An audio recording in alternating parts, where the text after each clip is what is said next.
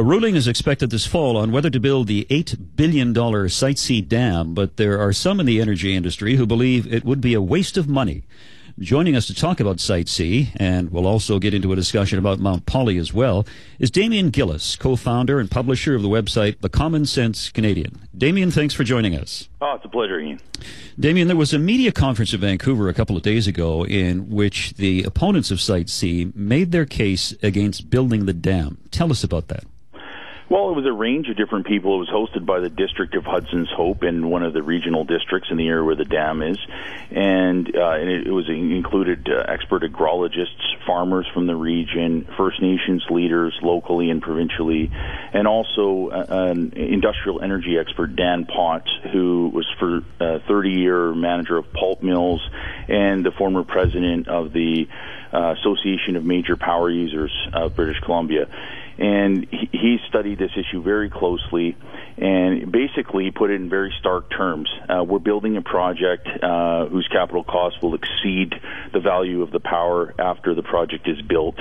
The current price averaging for trading power across the border when we need to sell it, and we do this as a regular function of running a power utility, and sometimes that's very much to our advantage.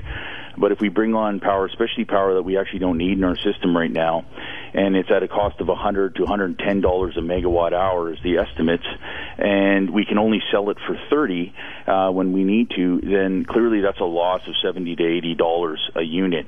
And he predicts that that's going to mean a $350 million a year loss to taxpayers, and ratepayers are going to see that through much higher power bills.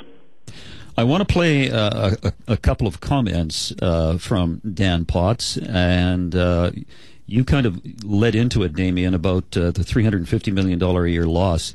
Dan is retired president of the Association of Major Power Users, and here's what he had to say in conclusion. It's fundamentally, it's turning gold into lead. It's sacrificing, it's going to have a legacy of wealth destruction. The $7.9 billion is going to sap the province's ability to raise money and borrow money to do other things such as infrastructure, hospitals, schools, all the things that we need to do. The most cost-effective option is buying on the open market. This is precluded today by the provincial policy on self-sufficiency. You can't plan to buy electric power on the open market. Yet BC Hydro has been bringing electric power into BC for decades. It has served our basic needs, and as we have ramped up our use of imported power, then we can bring on a big lump of hydropower and have a market for it. This whole thing is just totally economic disaster. Needs to be thrown out. The provincial government needs to put this thing on hold until such time as it can make a reasonable business case that there are benefits to this project for British Columbians. Thank you. That was Dan Potts, retired president of the Association of Major Power Users of BC. Damien, why can't we buy power on the open market? Well, we can, and we always have. And one of the great things about our system, these big dams that we built that have already taken up a huge swath of farmland and cost us a great deal of public investment over the years, but the benefit of them today is that they give us tremendous flexibility. Unlike coal-fired and gas-fired plants across the border in Alberta and Washington State, which have to run 24 hours a day, it's just not feasible to ramp them down at night when the demand is lower. And so there's this glut of available cheap power at off-peak prices at night. And what we can do is we can turn our turbines and our dams on and off when it's depending on what's advantageous. And so often we will turn those reservoirs off at night and buy that cheaper power that someone's got to use. It's not like this is an environmental issue. Those plants are there, and until our neighbors take them out, somebody's got to use the power, and it might as well be us at a discount. And then when we choose to, we can sell power, and we are a net exporter of power. We have been in the last 2 years, and we have a long-term trend in the future trajectory that looks that way. So we actually don't need this power, even if we didn't want to trade power with our neighbors, which would be absolutely foolish. We've done it for 50 years with this system to great effect. That we wouldn't need this power for Site C. The justification that's being given for it is to provide energy to the enormously energy-intensive LNG industry or for exports to California, which again don't make sense. The business case isn't there because the price across the border is too low. And this idea the government has really focused on the notion of self-sufficiency instead of where the focus should be, which is on availability and security of supply. As long as we know for the long-term future that there is power that we can trade and take into our system when we need it, that should be part, it's a valid premise to build our system going forward. What do you make of the story that came out in the Vancouver Sun from yesterday from a leaked report from the Clean Energy Association that argues electricity from other projects, such as independent power projects, would be $1 billion cheaper than building Site C? Well, I have about as little use for the Clean Energy Association, which is the private power lobby and has a very direct vested interest in this, as they do for BC Hydro when they talk about Site C. And, there's a long history here of them selling sweetheart contracts to us that benefit their members, that don't really work for us, that this power largely comes available during the spring freshet. They don't have big dams behind them. They do have significant environmental consequences, but they don't have the ability of a big reservoir where they can save and store power up and use it when it's really needed. And most of it comes available during the spring freshet, which is our lowest demand point in the year, and at the point when our dams are filling up from the rivers flowing. So it's actually not a very strategically useful type of power to us. The big difference here is that even with Site C, if we spend 8 or what was likely to be far more, if you look at the track record of this government managing capital projects, if you look at dams are notorious around the world for going over budget. So let's talk more like $10 or $12 billion for this project. At least at the end of that, being a public project, we will own that asset. And when it's paid off, we'll be able to reap the benefits of that. This private power system, we pay all the cost. We actually take all the risk. And at the end of the day, they own the asset. They own the rights to the water. They own the plant and the facility. They get a 40-year guarantee contract. And the prices are actually higher. If you take hydro at its word and you look at $100 or $110 a megawatt hour for the Site C dam, the last round of clean power calls for the private power industry, they topped out over $120 a megawatt hour. And the big difference being, again, that we don't own that at the end of the day. So there needs to be a viable third, maybe even fourth option here, which is maybe we don't need either of these things. There's this false dichotomy right now that ignores the reality of the data of our energy consumption and the fact that we are doing a really good job with conservation. We're using no more power today than we were the early 2000s, and even despite population increases. And the fact of the matter is hydro has consistently overestimated our power demands for the future, and it's being used politically to justify pet projects like Site C Dam or like sweetheart private power contracts for friends of this Liberal government. And we need to consider the alternative. It's valid, and the data supports the notion that we actually don't need to do either of them. And if we are going to bring on more power in our system later on down the road, there are much cheaper alternatives like solar, which is half the price of both of these projects. Other jurisdictions around the world, throughout America, throughout Europe, are doing this. They're building large-scale solar projects, and they're reaping the benefits of much lower costs today. So, we don't have to choose between one or the other.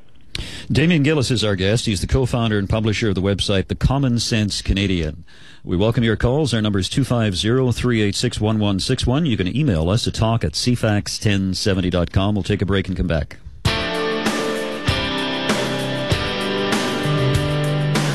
Stimulating talk. Now, The Ian Jessup Show. Welcome back. Damien Gillis is our guest. He's the co-founder and publisher of the website The Common Sense Canadian. Damien, the Mount Polley disaster, and it can only be described as a disaster, has seemed to have fallen off the media's radar.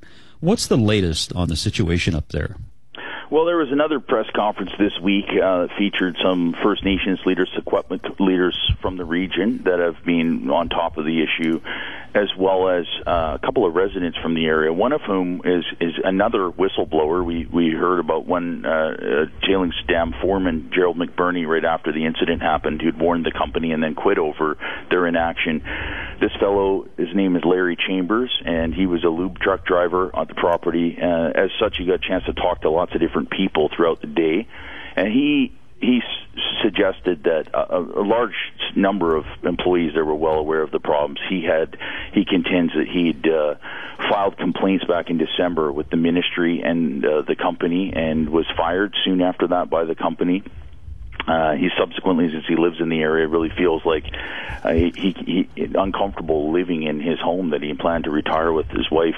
Now that the water, they brought a jar of water from the lake, which is very cloudy and murky and filled with suspended sediments. They shook it up so people could see, and it just became all brown as some of these elements got drudged up into the water, and it sat there. It really didn't settle. And I think there's this notion that Quesnel Lake being one of the deepest lakes in the world, that over time all these tailings are just going to settle at the bottom, but that misunderstands how the lake works, and there's all sorts of upwelling going on and sediment getting kicked around. And so Interior Health kind of went back on the removal of a portion of the water use ban for the Ministry of Environment about a week and a half ago.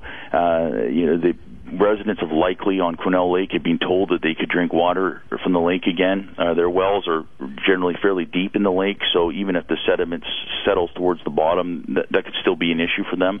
Would you drink that water?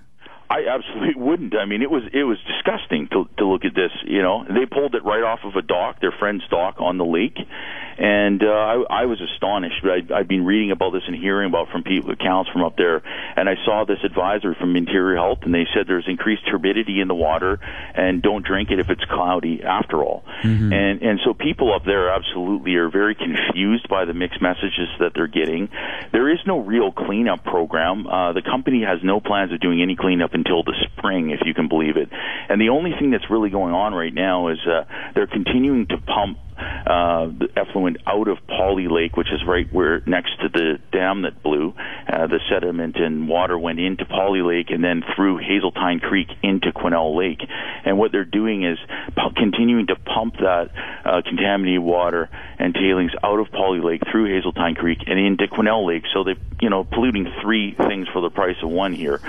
And it's interesting you say that, Damien, because the Ministry of the Environment sent a letter on Tuesday, September 9th, to Mount Polley Mining Corporation telling them because of what they were doing, they were out of compliance. Yet on exactly the same day, the ministry's media relations department said the discharges have stopped. So it's got to be one or the other. I mean, there seems that we're getting mixed messages from the ministry.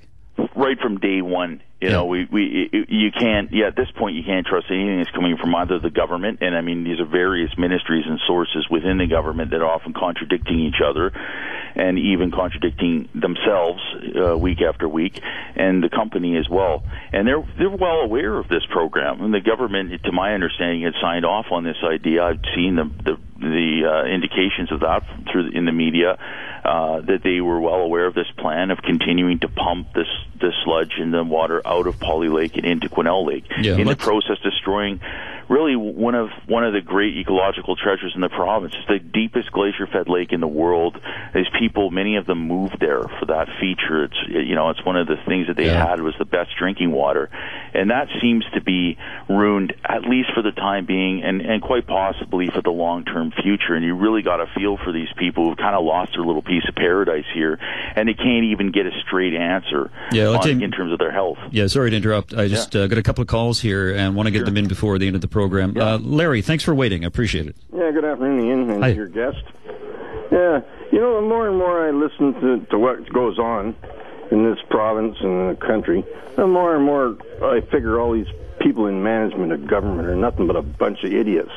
You got to wonder, why the hell are we paying these people such big wages to manage things and look after things and bonuses and stuff, and the dummies, they got one disaster after another that they can't keep their eye on or look after. And you know, we got these little hydro plants. I don't know what rivers they are and stuff that they're on, but you know, they talk about building the Site C dam and all that stuff, and we got all this extra power that BC Hydro figured we needed, and we don't need it, and we're giving it away, and we're paying big bucks for it for these little plants that got 40-year term